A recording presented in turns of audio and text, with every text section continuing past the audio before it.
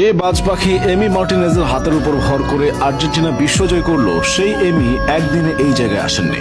2014 বিশ্বকাপের ফাইনালে যখন মেসি, আগুয়েরোরা জার্মানির বিপক্ষে বিশ্বকাপের একটা ট্রফির জন্য লড়াই করছেন, তখন এমি মার্টিনেজ তার পরিবারের জন্য বারবিকিউ রান্না করছিলেন।